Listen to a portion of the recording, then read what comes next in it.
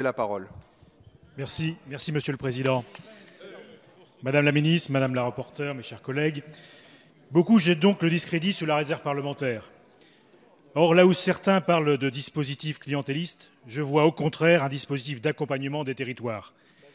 La réserve parlementaire représente souvent la somme manquante pour finaliser un projet, financer un préau d'école, la construction d'une salle multi-activités ou encore renforcer des berges. À titre d'exemple, dans le Nord, le sénateur Alex Türk et le député Jean-Pierre Decool ont utilisé conjointement leur réserve parlementaire pour financer l'installation de défibrillateurs cardiaques automatisés dans les communes. 1800 appareils ont été installés dans environ 450 communes et à ce jour, plus d'une cinquantaine de vies ont été sauvées. Quel meilleur usage de l'argent public peut-on faire? Les finances des collectivités ont déjà fortement souffert des baisses de dotation et vont encore souffrir avec les efforts annoncés. Elles ont besoin de cette petite aide que constitue la réserve parlementaire pour continuer à investir, soutenant ainsi l'économie locale. Pour les petites associations qui vivent principalement de dons et de subventions, le dispositif de réserve parlementaire constitue également un coup de pouce non négligeable.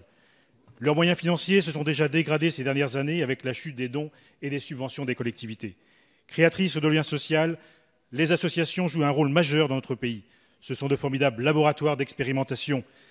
La réserve parlementaire leur permet en effet de soutenir et financer l'expérimentation de certains dispositifs sur le territoire qui n'entraient pas dans le cadre d'aucune politique publique. À terme, la suppression de la réserve destinée aux associations pourrait également mettre à mal le bénévolat dans notre pays. Là où on voudrait qu'il atteigne les 50%, je vous laisse imaginer le résultat. Mon propos n'est pas ici de vous livrer un plaidoyer en faveur du milieu associatif, mais vous ne semblez pas mesurer les conséquences sous-jacentes qu'induit la suppression de la réserve parlementaire. La majorité s'est lancée dans une course effrénée vers la moralisation à tout prix, faisant fi des conséquences dommageables pour les territoires et les associations. Il y a finalement mieux à faire.